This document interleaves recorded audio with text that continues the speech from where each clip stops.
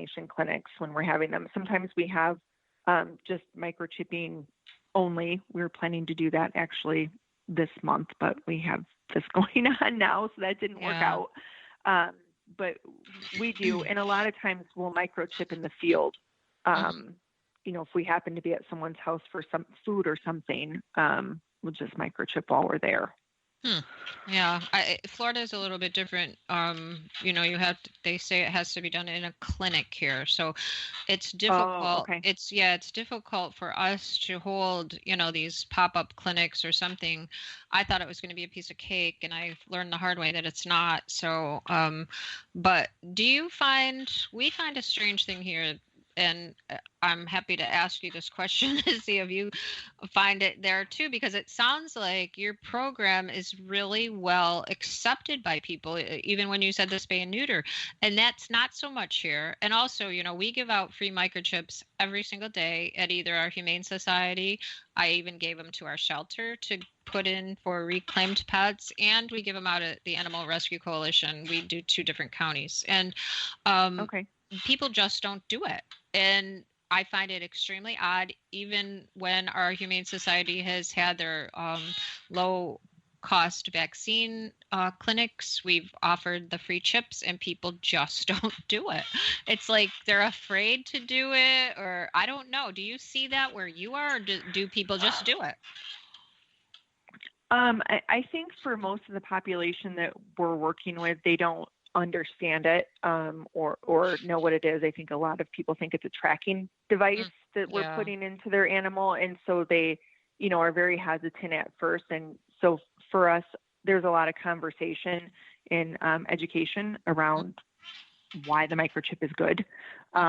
We do have some theft that happens of animals here. And so that's one thing that we say a lot, is that this is proof that this is your dog, or this is your cat. Right. So if somebody takes it, and that helps. That seems to help. Yeah. Because, I try to understand it, and I don't. And so I'm always asking people, what their thoughts are on it. Kathy and I talk a lot about it, and it's odd. I thought, free microchips, everybody would want one, and they don't, So the population that you're offering them to, is it just offered, or is there a conversation around it? I guess that's what I would be more curious about. Yeah, the way we offer it is when a pet gets reunited, we just automatically send them the vouchers, whether they use them or not. They get them by email. And we talk to people when we do an event. We'll talk to them about it. At the clinics, I am not there personally, so I think when things settle down, if that ever happens, if they do another clinic, there has to be, like you said, a little more education, because I was really, there were about, I think, 61 clients that day, and maybe 20 chipped. I don't know. Or maybe it wasn't even that many. It wasn't good. Oh, wow. Wow. Yeah, it wasn't good at all.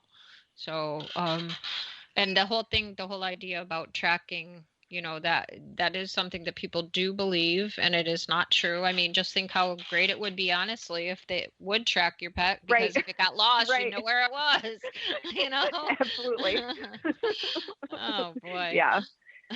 We kind of, when we have our clinics, we kind of lean that everything that we're offering here is mandatory, not the spay neuter, because we can't really, but if you're stopping at a booth and, we're offering microchipping, we're kind of leaning on you that's happening for your participation. So, I'm a little bit iron fist about it in a nice way. Yeah, yeah. You'll have to teach me how to do that. I mean, it just, when we see the same dogs that, have been lost and they're still not chipped, even though we've offered the chip. And I understand, it requires an appointment. It requires an effort, but if your pet ends up at the shelter, it could cost up to $200 here and more if it's not spayed or neutered. It could be even higher than that.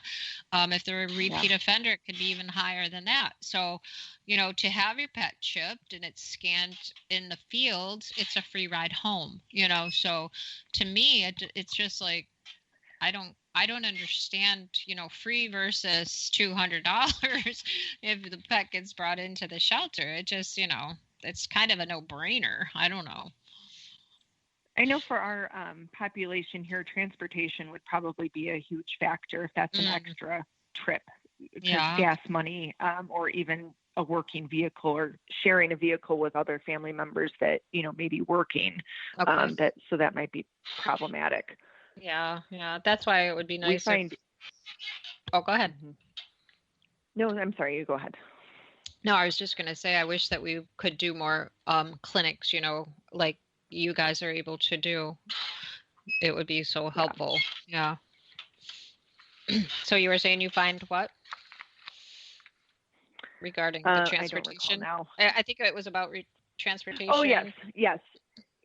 So, anything that requires multiple steps here generally, right now, accessing our low-cost voucher through the municipal shelter is a 4-step process, and hardly anybody gets through it to utilizing it. So it's, every time you're making a step, it's more gas money. It's, single moms that, are trying to coordinate too many things. It doesn't work well. Yeah, that's understandable. For sure. Is there any other things, you want to talk about that you do for your pets? Because every time someone like you and your organization comes on, it helps other people that may have something in place similar to learn how you do it and what works best and that type of thing. Yeah, I think for us, there are 2 big factors, and I think it's relationship building with our county, our municipal shelter, in the public, the general public, is huge. If we didn't have that, we would not be able to do what we're doing. And also really setting aside biases or generalizations. A lot of times it's easy for people to make judgments on why a pet may be at the shelter or at risk of going to the shelter. And I think that's one thing that I'm really proud of with our community and our supporters and volunteers is that they've really kind of grasped onto the idea of everyone deserves a pet, to have the love of a pet and an animal, obviously, as long as they're not abusive towards it.